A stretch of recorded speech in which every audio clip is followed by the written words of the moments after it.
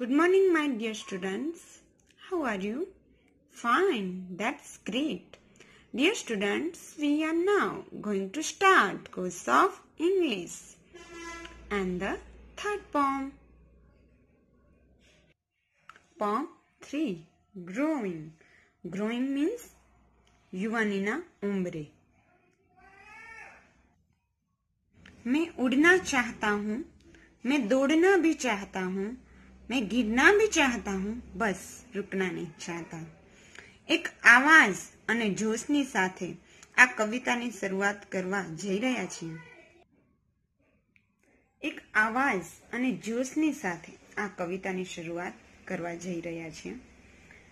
Growing means કે એક યુવાન જે છે, એક યંગ બોય જે યુવાનીના ઉંમરે છે અને પોતાના જીવનની એક અલગ કડી કંડારવા જઈ રહ્યો છે. એના જીવનનો એક નવો રસ્તો શોધવા જઈ રહ્યો છે, એની વાત કરવી છે કવિતામાં. તો અહીં જે વાત કરવામાં આવી છે તે યુવાનીની વાત કરવામાં આવી છે કે યુવાનીમાં તેનામાં કેવા કેવા બદલાવ આવે છે, તે પોતાના જીવનની અંદર કેવા કેવા સ્વપ્નો સેવે છે. તમે જોવો છો કે આ ઉંમરમાં બાળકને કાંઈક અવનવું, કાંઈક કરી છૂટવાનું ધગસ હોય છે અને બીજા સામે પોતાની ઇમ્પ્રેશન, પોતાનું આકર્ષણ, બીજાને કઈ રીતે સારું લાગે વગેરે છે એ આ ઉંમરની અંદર તેને વધારે અગત્યતા લાગતી હોય છે અને પોતાની જીવનના લક્ષ્યને પામવા માટે તે ઈચ્છે એટલી મહેનત કરવા પણ તૈયાર થઈ જાય છે. એટલે આપણે જોઈએ, let's begin first slide. Growing. Growing means યુવાનીના ઉંમરે. તો આપણે અહીંથી કવિતાને જોઈએ તો I am living now the slay the foe, fight the battles high and low. I am living, mother, hear me go, please wish me luck today. ફરીથી જોઈએ, I am living now to slay the foe, fight the battles high and low. I am living, mother, hear me go, please wish me luck today. I've grown my wings, I want to fly. Size my victory, swear the lie. I am going, mom, but please don't cry. Just let me find my way. I want to see and touch and hear. Tough there are, dangerous there are fears. I'll smile my smiles and dry my tears. Please let me speak myself. I am off to find my world, my dreams, carve my night, save my dreams.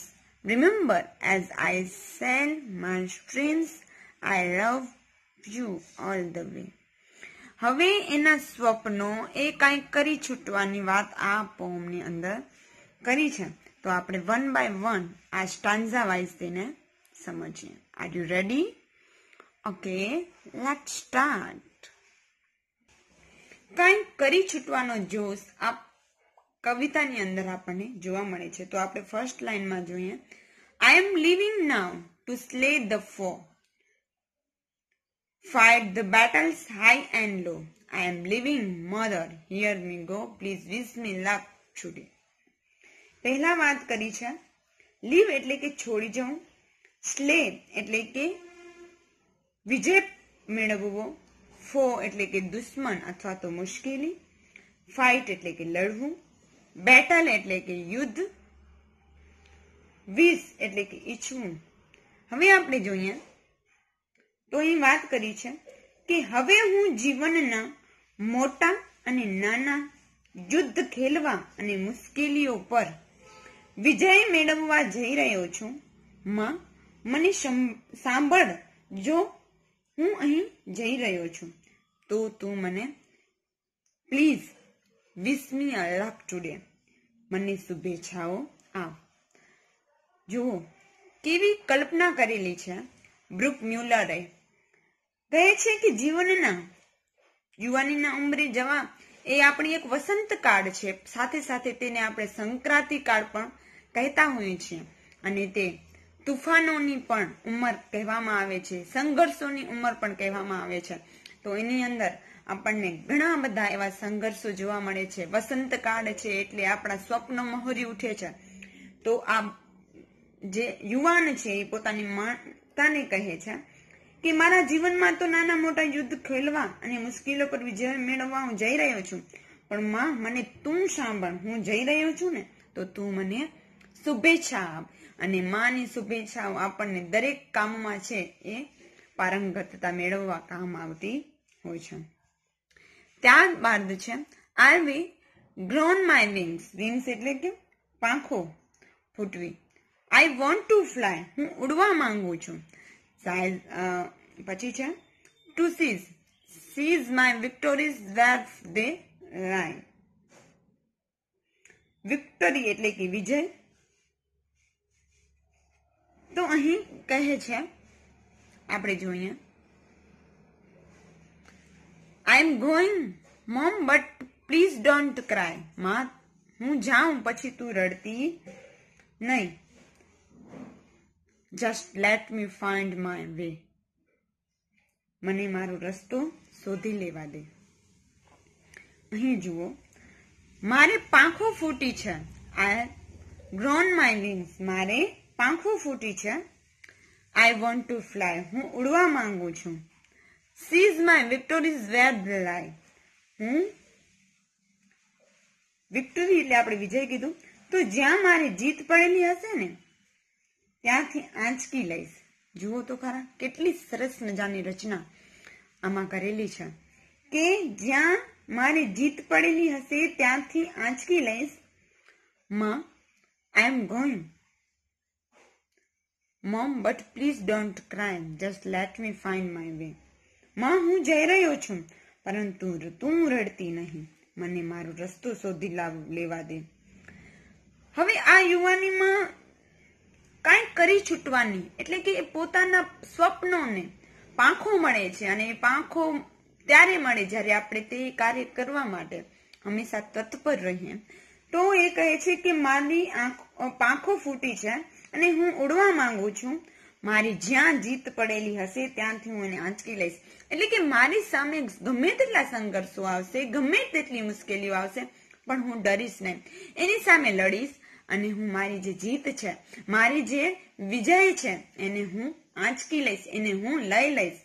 પરંતુ મને એક જ ચિંતા સતાવે છે માં કે મારા જવાથી તું રડતી નહીં. જો તું રડીશ તો મારા પણ આત્મવિશ્વાસમાં ક્યાંક ઠેસ પહોંચશે. માટે તું રડતી નહીં અને મને મારો રસ્તો શોધી લેવા દે. જુઓ કેટલી નમ્રતાથી પોતાની માતાને સમજાવે છે. આગળ જોઈએ, I want to see and touch and hear.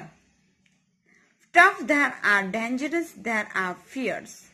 I'll smile my smileys and dry my tears.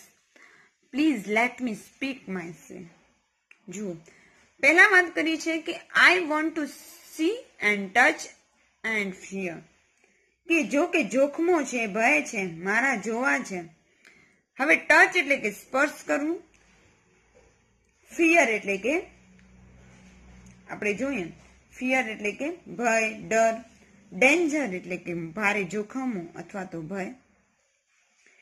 પછી વાત છે ટીયર એટલે કે આંસુ, ડ્રાય એટલે કે સૂકવું, ડ્રીમ એટલે કે સ્વપ્ન, વર્લ્ડ એટલે કે આપણે ખબર જ છે દુનિયા. તો જુઓ વાત કરી છે આઈ want two C and touch and here. જો કે જોખમો છે, ભય છે, મારે તેમને જોવા છે.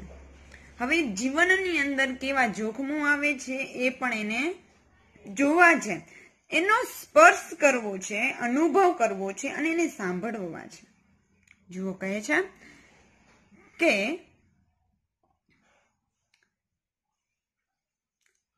આઈ want two C and touch and here એટલે કે મારે એને સ્પર્શ કરવો છે અને હિયર એટલે કે સાંભળવા છે. પછી વાત કરવી છે I'll smile my smiles and dry my tears. હું મારી ખુશીઓ માણીશ અને મારા દુઃખ જાતે દૂર કરીશ. મારા જે ખુશીઓ છે એને હું માણીશ અને મારા દુઃખ જાતે દૂર કરીશ. Please let me speak my સે. કૃપા કરીને મારે જ કહેવું છે તે કહેવા દે ને માં. કેટલું સરસ વાત કરી છે. જુઓ તો ખરા કે જોખમો તો જિંદગીમાં અઢળક બધાને આવે છે, ભય તો બધાને લાગે છે, પરંતુ મને એને જોવા છે, એને સ્પર્શ કરવો છે, એને મારે સાંભળવા છે અને મારી ખુશીઓને માણવી છે. તમારી ખુશી તો તમને મળે છે, પણ જો એને તમને માણતા ના આવડે ને તો એ ખુશી ખુશી નથી લાગતી. તો અહીં કહે છે કે ગમે તેટલા જોખમો આવે, ગમે તેટલા ભય આવે, તેનો સ્પર્શ મારે કરવો છે. જો આપણે દુઃખની લાગણી ન અનુભવીએ ને તો આપણને ઘણી વખત એનો અહેસાસ પણ, ખુશીનો અહેસાસ પણ થતો નથી.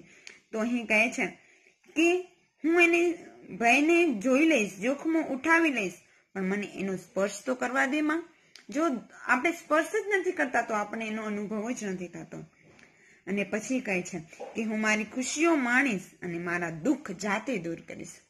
જુઓ તો ખરા, ખુશીઓને માણતા શીખો, સાથે સાથે દુઃખને પણ સહન કરતા શીખો અને તેને દૂર કરવા કઈ રીતે એના વિશે પણ શિખામણ આમાં કરવામાં આવેલી છે.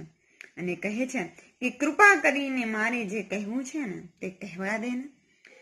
Please let me speak my સે. કૃપા કરી મારે જે કહેવું છે તે કહેવા દે. ઘણી વખત તમને જે કહેવું હોય ને તે કહી પણ તમે શકતા નથી અને તમારી લાગણીઓ છે એ દબાઈને રહી જાય છે અને એના કારણે ઘણી બધી મુશ્કેલીઓ પણ પડતી હોય છે. તો એ મુશ્કેલીઓ ન પડે એટલા માટે કહે છે, નમ્રતાથી કહે છે કે please let me speak my સે. એટલે કે મારે જે કહેવું છે, મારે જે કરવું છે તો એ તું મને કરવા દે ને માં. Okay, and last stanza. I am off to find my world, my dreams, carve my knees, sew my swims. જુઓ તો કેટલા સરસ શબ્દો વાપર્યા છે. વર્લ્ડ એટલે કે દુનિયા, ડ્રીમ એટલે કે સ્વપ્ન, ટુ કાવ અ નીચ એટલે કે સ્થાન કંડારવું, ટુ સો સીમ્સ એટલે જાતને ઘડવી અને ટુ શેર એટલે કે મુસાફરી કરવી. જુઓ કેવી મસ્ત મજાની વાત આ સ્ટાન્ઝામાં કરી છે, જે આપણા હૃદયને પણ આપણને સ્પર્શી જાય. તો I am off to find my world, my dreams. મારું વિશ્વ મને શોધવા તો દો, મારા સ્વપ્નોને સાકાર કરવા તો દો. કાવ માય નીચ એટલે કે મારું સ્થાન કંડારવા, સીવ માય સ્વિમ્સ મારું સ્થાન કંડારવા, મારી જાતને ઘડવા હું નીકળ્યો છું. Remember as I sail my streams. યાદ રાખ મારી આ મુસાફરી. I love you all the way. આ મુસાફરી હું હંમેશા તેને ચાહતો રહીશ. કેટલી મસ્ત વાત કરી છે. કહે છે કે મારું વિશ્વ તો મને શોધવા દો, મારા સ્વપ્નો સાકાર તો મને કરવા દો. હવે મારું સ્થાન, કાવ માય નીચ, મારું સ્થાન મારે કંડારવા. જો તમે તમારી જિંદગીમાં કંઈક કરવું છે તો એમાં તમારી જાતને ઘસવી ખૂબ જ અગત્યની છે. હીરોને ઘસવાથી જેની ચમક આવે છે તેવી જ રીતે આપણે જાતને જ ઘસવાથી આપણામાં રહેલું જ્ઞાન બારે આવે છે, આપણામાં રહેલું કૌશલ્ય બારે આવે છે, આપણામાં રહેલી કળા બારે આવે છે. પણ જ્યાં સુધી તમે તમારી જાતને નથી ઘસતા ત્યાં સુધી તમારામાં રહેલું, તમારી અંદર રહેલી ચમક, તમારા અંદર રહેલું જ્ઞાન, તમારી અંદર રહેલી કળા તમે અન્યને બતાવી શકતા નથી. હવે શું કહે છે કે મારી જાતને ઘડવા હું નીકળ્યો છું. આપણે જાતને ઘડવા જ્યારે નીકળ્યા હોય ને તો યાદ રાખ મારી મુસાફરીમાં હું હંમેશા તને ચાહતો રહીશ. તો આપણે જ્યારે આ જર્ની છે, આ જે મુસાફરી છે એમાં આપણે જો એને પ્રેમ કરીશું તો આઈ હોપ કે આપણે ક્યારેય પણ જીવનની અંદર પાછા નહીં પડ્યા. તો માય ડિયર સ્ટુડન્ટ્સ, આ એટલી મોટિવેશનલ પોમ છે કે જેનામાંથી આપણને જેટલું શીખીએ એટલું ઓછું છે. અને આના એક એક શબ્દો આપણા માટે ખૂબ જ એટલે કે ખૂબ જ આપણા માટે અગત્યના છે અને એક એક શબ્દમાંથી આપણને કાંઈક ને કાંઈક નવું શીખવા મળે છે. તો અહીં સૌ પ્રથમ યુવાનીના ઉંમરે આપણે કેવા કેવા અંદર જીવનમાં સંઘર્ષો આવે છે, કેવા કેવા સ્વપ્નો સેવીએ છે, આખી વાત આ પોમની અંદર કરવામાં આવેલી છે. અને એમાં કઈ રીતે બહારે આવવું અને એને કઈ રીતે સાકાર કરવું વગેરે બાબતો આપણને આ અંદર જોવા મળે છે. તો આઈ હોપ વિદ્યાર્થી મિત્રો આ તમને ખૂબ જ સારી રીતે સમજાઈ ગઈ હશે.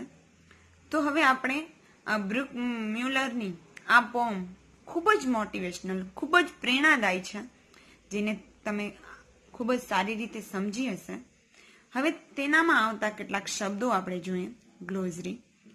ટુ સ્લે, તો અહીં આપણે જોયું ટુ વિન અવર, કોઈના પર વિજય મેળવવો. પછી છે ફો, એનિમી એટલે કે મુશ્કેલી. બેટલ એટલે કે ફાઇટ અથવા તો કોન્ફ્લિક્ટ એટલે કે ફાઇટ એટલે કે લડવું. પછી છે ટુ સીઝ એટલે કે ટુ ટેક હોલ્ડ ઓફ કાવ મેક, આપણા સ્થાનને કંડારવું. નીચ એટલે સ્પેસિફિક પ્લેસ એટલે આપણે સ્થાનને કંડારવું એટલે કે આપણા કોઈ પણ છે એને કૌશલ્ય છે, આપણામાં રહેલી કોઈ કળા છે એને બહાર લાવવા માટે આપણા જાતને ઘસવી. ફિયર એટલે ટેરર એટલે કે ભય. સો સિમ્સ એટલે કે મોલ્ડ વન સેલ્ફ, આપણે જોયું કે પોતાની જાતને ઘડવી. To be off, to leave એટલે કે માને જવા દે. ટુ ડ્રાય ટીયર્સ એટલે કે તું રડતી નહીં. Two console વનસેલ્ફ.